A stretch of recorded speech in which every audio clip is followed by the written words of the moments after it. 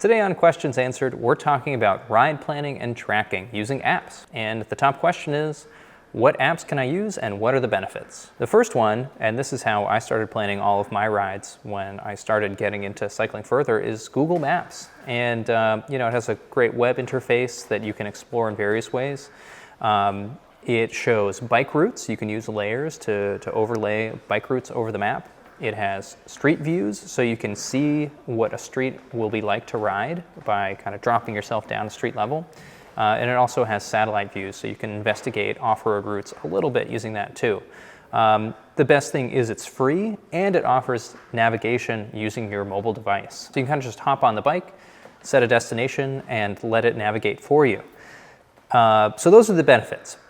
But it has some downsides. I've definitely found that it'll put you on a bad road sometimes, even if you've chosen cycling as your form of transportation. And it doesn't have a database of pre-planned routes, or really, it's not really a cycling-oriented app in a lot of ways. So it's kind of limited, but it's really easy to get on there and just plan a route, kind of see what it'll be like. It'll even show you an elevation profile. And of course it's free, so there's a lot of benefits, and it's a very easy way. If you're used to that interface for planning driving routes, then it's very easy to just get up and running with it. If you're in the city and you need to go from point A to point B, it can be absolutely perfect for that. Now let's get into the more sophisticated route planning stuff.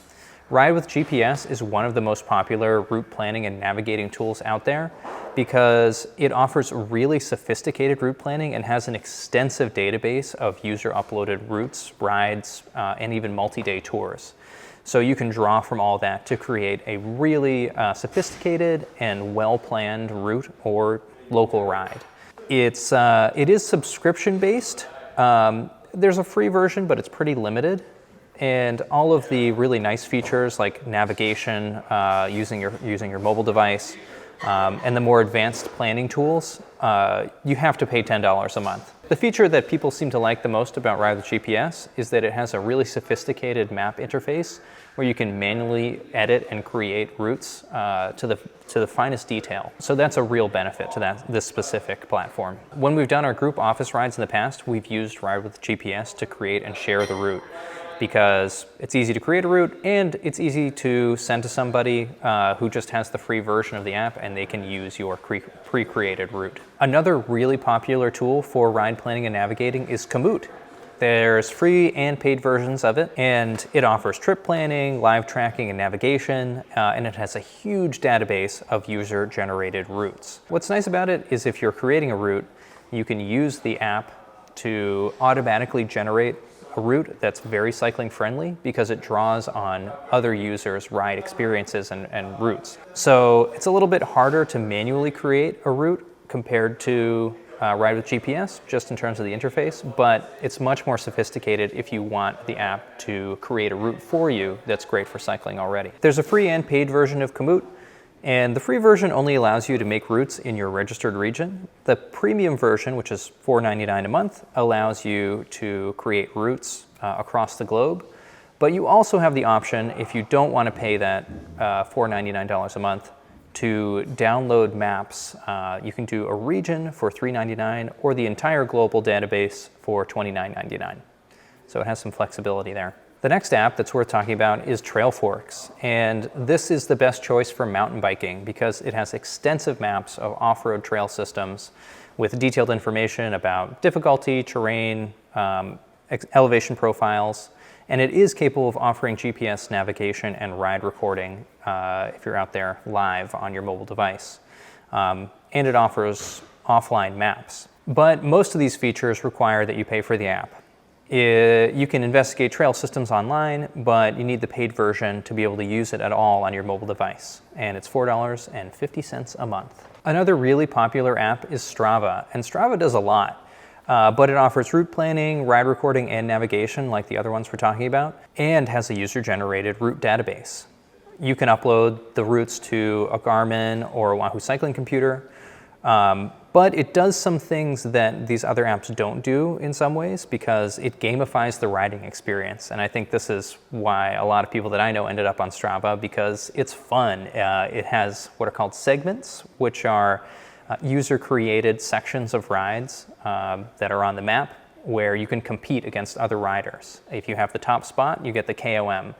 And so everybody who's using Strava can be out there vying for position on their ride. So it adds another element to the ride, but still allows you to navigate and do these other features. The other thing that Strava offers is that it's kind of like a social media platform now. So people post their rides, people comment on them, and it's become sort of a app-based community for cyclists. The other thing that it does is it bills itself as a training tool. So you can record your routes, and it takes into account other things, heart rate, power, and can offer even training plans created by coaches.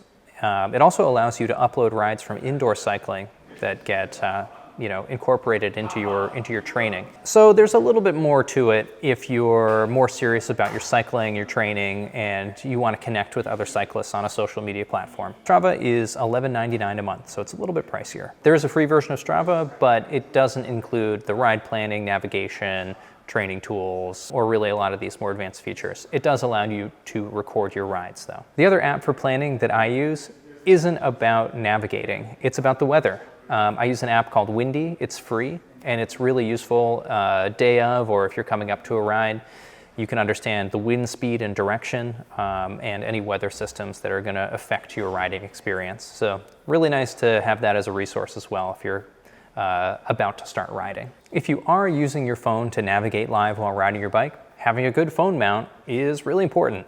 It can be tough to be always pulling your phone in and out of your pocket while riding. So just keep that in mind. You also probably don't want to be staring at your phone the whole time while you're riding because that can create some dangerous situations. So keep your head up on the trail and just be cognizant of what's going on around you. If you have feedback about what tools you use to plan your rides, or any more questions about ride planning or cycling in general, post them in the comments and we'll address them in a future video. Thanks for watching.